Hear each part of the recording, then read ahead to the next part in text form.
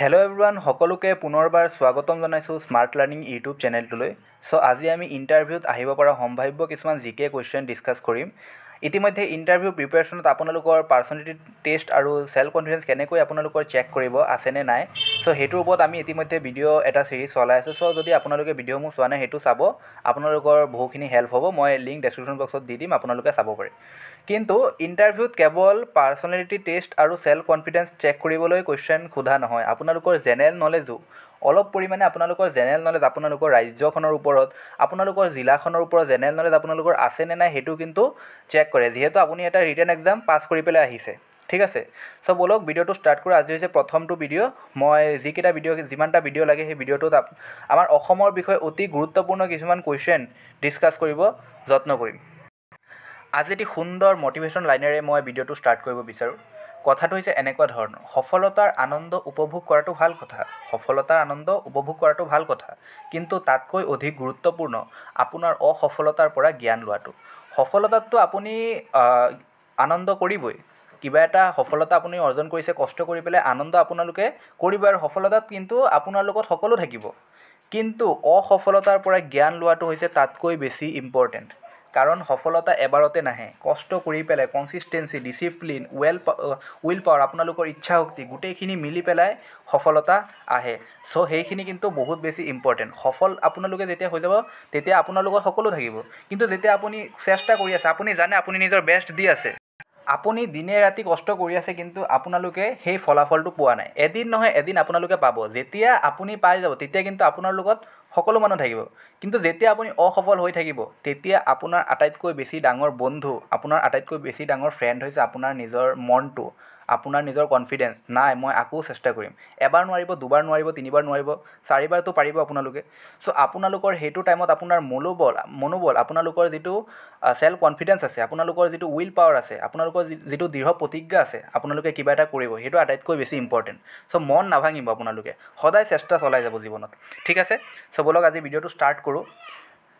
আপোনালোকে চাব পাৰে যে অসমৰ যিবিলাক ৰাষ্ট্ৰীয় উদ্যান আছে, ইণ্টাৰভিউত কিন্তু এইটো কুৱেশ্যন সুধিব পাৰে। এইটো এটা বহুতেই বেছি ইম্পৰ্টেণ্ট কুৱেশ্যন যে অসমৰ যিবিলাক আমাৰ ৰাষ্ট্ৰীয় উদ্যান আছে, এই ৰাষ্ট্ৰীয় উদ্যানবিলাকৰ অৱস্থান আপোনালোকে জানিব লাগিব। কোনটো ৰাষ্ট্ৰীয় উদ্যান কোনটো জিলাত আছে, বা কোনকেইটা জিলাত আছে কোনটো ৰাষ্ট্ৰীয় উদ্যান।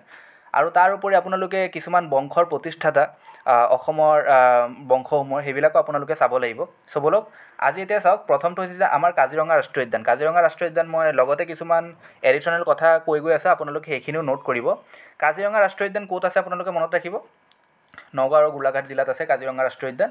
আৰু কাজিৰঙা ৰাষ্ট্ৰীয় উদ্যানৰ মুঠ মাটিকালি হৈছে আপোনাৰ 430 বৰ্গ কিলোমিটাৰ। আপোনালোকে মনত ৰাখিব, কাজিৰঙা ৰাষ্ট্ৰীয় উদ্যানৰ মুঠ মাটিকালি হৈছে বৰ্তমান 430 বৰ্গ কিলোমিটাৰ। আৰু কাজিৰঙা ৰাষ্ট্ৰীয় উদ্যান নগাঁও আৰু গোলাঘাট জিলাত আছে। আৰু এশিঙীয়া গঁড়ৰ বাবে বিখ্যাত, এইটোতো আপোনালোকে জানেই। লগতে আপোনালোকে মনত ৰাখিব যে 1985 চনত 1985ত কি হৈছিলে, ইউনেস্কো ৱৰ্ল্ড হেৰিটেজ চাইটত কাজিৰঙাক অন্তৰ্ভুক্ত কৰা হৈছিলে 1985 চনত। 2006 চনত কাজিৰঙাক ব্যাঘ্ৰ প্ৰকল্প হিচাপে ঘোষণা কৰা হৈছিলে, সেইখিনি আপোনালোকে মনত ৰাখিব। তাৰ উপৰি আপোনালোকে নেক্সট মনত ৰাখিব মানস ৰাষ্ট্ৰীয় উদ্যান। মানস ৰাষ্ট্ৰীয় উদ্যান ক'ত আছে, বাক্সা আৰু চিৰাং জিলাত আছে। আৰু মানস ৰাষ্ট্ৰীয় উদ্যানো কিন্তু ইউনেস্কো ৱৰ্ল্ড হেৰিটেজ চাইটত অন্তৰ্ভুক্ত কৰা হৈছে। বৰ্তমান অসমৰ তিনিটা ঠাই ইউনেস্কো ৱৰ্ল্ড হেৰিটেজ চাইটত অন্তৰ্ভুক্ত হৈ আছে। এটা হৈছে কাজিৰঙা ৰাষ্ট্ৰীয় উদ্যান, এটা হৈছে মানস ৰাষ্ট্ৰীয় উদ্যান, আৰু এটা হৈছে আমাৰ চৰাইদেউ মৈদাম। আমাৰ যিবিলাক আহোমসকলৰ সমাধিস্থল আছিলে, আহোম ৰজাসকলৰ, তেওঁলোকৰ যিটো মৈদাম বুলি কোৱা হয়, মৈদামো কিন্তু এতিয়া ইউনেস্কো ৱৰ্ল্ড হেৰিটেজ চাইটৰ এটা পাৰ্ট হয়। তিনিটা আছে টোটেল। এতিয়া নেক্সট হৈছে ডিব্ৰু-চৈখোৱা ৰাষ্ট্ৰীয় উদ্যান। ডিব্ৰু-চৈখোৱা ৰাষ্ট্ৰীয় উদ্যান আপোনালোকে মনত ৰাখিব ডিব্ৰুগড় আৰু তিনিচুকীয়া জিলাত অৱস্থিত। আৰু ডিব্ৰু-চৈখোৱা ৰাষ্ট্ৰীয় উদ্যান বনৰীয়া ঘোঁৰাৰ বাবে বিখ্যাত, কিন্তু আপোনালোকে এইটো মনত ৰাখিব। নেক্সট হৈছে আমাৰ নামেৰি ৰাষ্ট্ৰীয় উদ্যান। নামেৰি ৰাষ্ট্ৰীয় উদ্যান ক'ত আছে, শোণিতপুৰ জিলাত আছে, আপোনালোকে মনত ৰাখিব। নেক্সট হৈছে ওৰাং ৰাষ্ট্ৰীয় উদ্যান। ওৰাং ৰাষ্ট্ৰীয় উদ্যান আগতে ৰাজীৱ গান্ধী ৰাষ্ট্ৰীয় উদ্যান বুলিও জনা গৈছিলে। আৰু ওৰাং ৰাষ্ট্ৰীয় উদ্যান হৈছে আটাইতকৈ সৰু হৈছে ওৰাং ৰাষ্ট্ৰীয় উদ্যান। ক'ত আছে, দৰং আৰু শোণিতপুৰ জিলাত আছে। নেক্সট হৈছে দিহিং পাটকাই ৰাষ্ট্ৰীয় উদ্যান। ক'ত আছে, আমাৰ ডিব্ৰুগড় আৰু তিনিচুকীয়া জিলাত অৱস্থিত। আৰু দিহিং পাটকাই ৰাষ্ট্ৰীয় উদ্যান হৈছে এটা বৰ্ষাৰণ্য, ইষ্টৰ এমাজন বুলি কোৱা হয়, আমাৰ ভাৰতবৰ্ষৰ ইষ্টৰ এমাজন বুলি কোৱা হয় দিহিং পাটকাই ৰাষ্ট্ৰীয় উদ্যানক। বৰ্ষাৰণ্য এটা হয়, ৰেইন ফৰেষ্ট হয়। আৰু ৰেইন ফৰেষ্ট মানে কি আপোনালোকে হয়তো নিশ্চয় জানেই। আৰু নেক্সট হৈছে আমাৰ ৰায়মনা ৰাষ্ট্ৰীয় উদ্যান। ঠিক আছে, 2021 চনত ৰাষ্ট্ৰীয় উদ্যান হিচাপে ঘোষণা কৰা হৈছিলে। আৰু এইটো ক'ত আছে, কোকৰাঝাৰ জিলাত আছে। এইবিলাক আপোনালোকে চাই যাব, এইবিলাক ইণ্টাৰভিউত পটককৈ সুধি দিব পাৰে। জিকে নলেজো আপোনালোকৰ অলপ চাই চ' ৰাষ্ট্ৰীয় উদ্যানসমূহ অৰ্থাৎ নেশ্যনেল পাৰ্কসমূহ কেইটা আছে টোটেল আছে আমাৰ 7টা নেশ্যনেল পাৰ্ক আছে আপোনালোকে মনত ৰাখিব 7টা টোটেল নেশ্যনেল পাৰ্ক আছে আৰু এই নেশ্যনেল পাৰ্কসমূহ কোনটো জিলাত আছে আপোনালোকে মনত ৰাখিব নেক্সট আমি আহোঁ যে অসমৰ ৰাজবংশমৰ প্ৰতিষ্ঠাতা এইখিনিতো আপোনালোকে জানিবই লাগিব প্ৰাচীন অসমৰ বা প্ৰাগজ্যোতিষৰ প্ৰথম ৰজাজনৰ নাম হয়তো আপোনালোকে নিশ্চয় জানে এইটো হিষ্ট্ৰীৰ প্ৰথম কুৱেশ্যন ক'ব গ'লে আমাৰ অসম হিষ্ট্ৰীৰ প্ৰথম কুৱেশ্যন আৰম্ভণি এইটো কুৱেশ্যনৰ পৰাই হয় যে প্ৰাচীন অসমৰ বা প্ৰাগজ্যোতিষৰ প্ৰথম ৰজাজনৰ নাম কি আছিলে মহীৰংগ দানৱ আছিলে আৰু মহীৰংগ দানৱৰ যিটো ৰাজধানী ক'ত আছিলে মৈৰাংক পৰ্বতত আছে গুৱাহাটীৰ বেলতলাৰ মৈৰাংক পৰ্বতত আছিলে তেওঁ দানৱ বংশৰ প্ৰতিষ্ঠাতা আছিলে আৰু তেওঁৰ প্ৰাগজ্যোতিষৰ প্ৰথম ৰজা আছিলে ঠিক আছে তাৰ পাছত হৈছে অসমৰ প্ৰথম ঐতিহাসিক ৰাজবংশ আছিলে বৰ্মন বংশ কেতিয়া এষ্টাব্লিছ কৰা হৈছিলে প্ৰতিষ্ঠা কৰা হৈছিলে 350 খ্ৰীষ্টাব্দত প্ৰতিষ্ঠা কৰা হৈছিলে আপোনালোকে মনত ৰাখিব আৰু প্ৰতিষ্ঠাতা কোন আছিলে পুষ্য বৰ্মন বংশই প্ৰায় 300 বছৰ ৰাজত্ব কৰিছিলে বৰ্মন বংশৰ শেষৰজন ৰজাৰ নাম আছিলে কুমাৰ ভাস্কৰ বৰ্মন আৰু তেখেতে 594 খ্ৰীষ্টাব্দৰ পৰা 650 খ্ৰীষ্টাব্দলৈকে ৰাজত্ব কৰিছিলে ঠিক আছে তো বৰ্মন বংশৰ বিষয়ে আপোনালোকে এইখিনি চাই যাব তাৰপাছত আমাৰ আটাইতকৈ গুৰুত্বপূৰ্ণ হৈছে আহোম ৰাজবংশৰ প্ৰতিষ্ঠাতা কোন আছিলে স্বৰ্গদেউ চুকাফা আছিলে আহোম ৰাজবংশৰ প্ৰতিষ্ঠাতা আৰু তেখেতে তিব্বতৰ চীনৰ মুংমংলুঙৰ পৰা তেওঁ আহিছিলে 1215 চনতে ওলাইছিলে আৰু 1228 চনত পাটকাই পৰ্বত অতিক্ৰম কৰি অসমৰ ভূমিত প্ৰৱেশ কৰিছিলে তেখেতে 1253 চনত প্ৰথম স্থায়ী ৰাজধানী চৰাইদেউত নিৰ্মাণ কৰিছিলে ঠিক আছে আৰু টোটেল 40জন আহোম ৰজাই মানে বুৰঞ্জী 40জন আহোম ৰজাৰ কথা পোৱা যায় 40জনে শাসন কৰিছিলে ঠিক আছে তেনেকৈ আপোনালোকে মনত ৰাখিব এইবিলাক হৈছে ইম্পৰ্টেণ্ট কথা আৰু আহোম ৰাজবংশ যদি আমি শ্ৰেষ্ঠ ৰজাজনৰ নাম কওঁ দেন ৰুদ্ৰসিংহ আৰু ৰুদ্ৰসিংহ কোন আছিলে গদাধৰ সিংহৰ পুত্ৰ আছিলে আৰু তেওঁৰ মাতৃৰ নাম কোন আছিলে জয়মতী হৈছে ৰুদ্ৰসিংহৰ মাতৃ ঠিক আছে জয়মতী কোঁৱৰী ৰুদ্ৰসিংহৰ মাতৃ আছিলে আৰু এইখিনি আপোনালোকে আহোম ৰাজবংশৰ বিষয়ে মনত ৰাখিব আৰু কিছুমান ইম্পৰ্টেণ্ট ৰজাৰ নাম আছে সেইখিনি এটা ভিডিঅ'তে তেনেকৈ কভাৰ কৰা পচিবল নহয় চুহুংমুং বা দিহিঙীয়া ৰজা চুকলেংমুং বা গড়গড়ীয়া ৰজা বহুত ৰজা আছে চোৰামফা বা ভগা ৰজা বহুত ৰজা আছে আৰু ৰাজেশ্বৰ সিংহ তেনেকৈ উদয়াদিত্য সিংহৰ দিনত শৰাইঘাট যুদ্ধ সংঘটিত হৈছিলে তাৰপাছত আৰু এটা কথা ক'ব পাহৰিলোঁ যে বৰ্মন বংশৰ শ্ৰেষ্ঠ ৰজাজনৰ নাম আছিলে কুমাৰ ভাস্কৰ বৰ্মন শেষৰজন ৰজা যে আছিলে কুমাৰ ভাস্কৰ বৰ্মন তেওঁই আছিলে শ্ৰেষ্ঠ ৰজা আপোনালোকে মনত ৰাখিব নেক্সট এতিয়া কোচ ৰাজ্যৰ প্ৰতিষ্ঠাতা কোন আছিলে বিশ্বসিংহ ঠিক আছে কোচ ৰাজ্যৰ প্ৰতিষ্ঠাতা আছিলে বিশ্বসিংহ আৰু কোচ ৰাজ্যৰ শ্ৰেষ্ঠ ৰজাজনৰ নাম কি আছিলে নৰনাৰায়ণ আপোনালোকে হয়তো জানি নৰনাৰায়ণ বিশ্বসিংহৰ দুটা পুত্ৰ আছিলে চিলাৰায় আৰু নৰনাৰায়ণ আছিলে ডাঙৰ আৰু চিলাৰায় আছিলে সৰু চ' নৰনাৰায়ণ আছিলে শ্ৰেষ্ঠ ৰজা আৰু চিলাৰায়ৰ আৰু এটা নাম আছিলে কি শুক্লধ্বজ আৰু চিলাৰায় আচল নাম আছিলে শুক্লধ্বজ চিলাৰায় বুলি কিয় কোৱা হয় চিলৰ দৰে স্পীডত তেওঁ আক্ৰমণ কৰিব পাৰে বাবে চিলাৰায় নামে খ্যাত আছিলে আৰু নৰনাৰায়ণৰ নাম আছিলে মল্লদেৱ নৰনাৰায়ণ শ্ৰেষ্ঠ ৰজা আছিলে ঠিক আছে আপোনালোকে মনত ৰাখিব আহোম আৰু কোচৰ যিটো কনফ্লিক্ট কাজিয়াবিলাক সেইবিলাকো আপোনালোকে চাই যাব আৰু মাজুলী সন্ধি হৈছিল আপোনালোকে কিমান চনত মাজুলী সন্ধি হৈছিলে আহোম আৰু কোচৰ মাজত সেইটো আপোনালোকে যদি জানে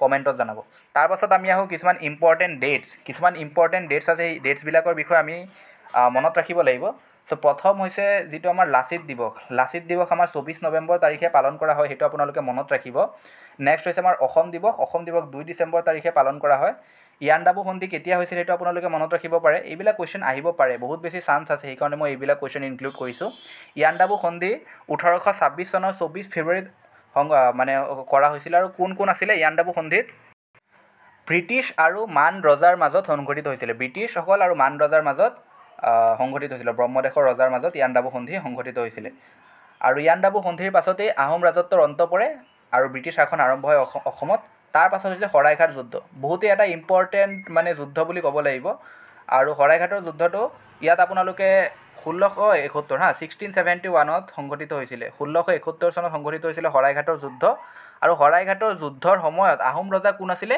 উদয়াদিত্য সিংহ আছিলে আপোনালোকে মনত ৰাখিব এতিয়া নেক্সট আপোনালোকে চাওক আৰু তিনিটা বস্তু মই ইয়াত ইনক্লুড কৰিছোঁ এতিয়া হৈছে যে মিৰ জুমলাৰ অসম আক্ৰমণ কেতিয়া হৈছিলে 1662 চনত মিৰ জুমলাই অসম আক্ৰমণ কৰিছিলে ঔৰংগজেবৰ আদেশত সেইটো আপোনালোকে মনত ৰাখিব ঘিলাধাৰী ঘাটৰ সন্ধি কেতিয়া হৈছিলে মিৰ জুমলাই যেতিয়া অসম আক্ৰমণ কৰিছিলে অসমৰ প্ৰায়বিলাক পাৰ্ট মিৰ জুমলাই কেপচাৰ কৰি লৈছিলে তাৰপাছত আহোম আৰু মোগলৰ মাজত এটা সন্ধি হৈছিলে সেই সন্ধিটোৰ নাম আছিলে ঘিলাধাৰী ঘাটৰ সন্ধি সেইটো অনুষ্ঠিত হৈছিলে মিৰ জুমলাই যে আক্ৰমণ কৰিছিলে তাৰ ঠিক এক বছৰ পাছতেই সেইটো সংঘটিত হৈছিলে 1663 আৰু এটা ইম্পৰ্টেণ্ট এটা ঘটনা আপোনালোকে মনত ৰাখিব অসম চুক্তি কেতিয়া সংঘটিত হৈছিলে 1885 চনৰ 15 আগষ্ট স্বাধীনতাৰ দিনত সংঘটিত হৈছিলে আপোনালোকে মনত ৰাখিব নেক্সট আৰু কিছুমান ইম্পৰ্টেণ্ট যিটো আহিব পাৰে সেইটো হৈছে অসমৰ মুঠ মাটিকালিটো অসমীয়াত নাহিলে মাটিকালি অসমৰ মুঠ মাটিকালি কিমান ৭৮,৪38 বৰ্গ কিলোমিটাৰ আপোনালোকে মনত ৰাখিব।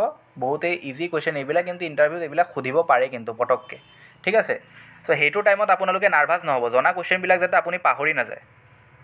তাৰ পাছত আৰু এটা অতি উল্লেখযোগ্য ঘটনা হৈছে 1960 চনত অসমীয়াক ৰাজ্য ভাষা হিচাপে স্বীকৃতি প্ৰদান কৰা হৈছিল। সেইটোতো আপোনালোকে নিশ্চয় জানেই, সেইটো আপোনালোকে চাই যাব। আৰু শেষত আৰু এটা কুৱেশ্যন ইনক্লুড কৰিছে যে টুকলাই আটাইতকৈ ডাঙৰ চাহ গৱেষণা কেন্দ্ৰ অসমৰ। এই টুকলাই চাহ গৱেষণা কেন্দ্ৰ 1911 চনত প্ৰতিষ্ঠা কৰা হৈছিলে, আৰু এইটো কোন জিলাত আছে? যোৰহাট জিলাত আছে। চ' এইখিনি আপোনালোকে মনত ৰাখিব। চ' আজিৰ ভিডিঅ'টোত ইমানেই। এইবিলাক কুৱেশ্যন আপোনালোকে চাই যাব। যদি জিকে চিৰিজটো ভাল লাগিছে, ভিডিঅ'টো লাইক কৰিব, ভিডিঅ'টো শ্বেয়াৰ কৰিব। এডিআৰই কোনোবাই যদি আকৌ প্ৰিপেৰেশ্যন কৰি আছে, ভাইবাৰ কাৰণে এডিআৰই যদি কোনোবাই প্ৰিপেৰেশ্যন কৰি আছে আপোনালোকৰ চিনাকি, তো ভিডিঅ'টো শ্বেয়াৰ কৰিব। চেনেলটো যদি প্ৰথমবাৰ আহিছে বা ভিডিঅ'টো যদি আজি ভাল লাগিছে, তেনে আমাক সহযোগিতা কৰিব, চেনেলটো ছাবস্ক্ৰাইব কৰিব। আৰু যদি এনেকুৱা ভিডিঅ' লাগে দেন কমেণ্টত জনাব যে ভিডিঅ' লাগে, দেন মই নেক্সট পাৰ্ট 2টো আনিম। চ' থেংক ইউ।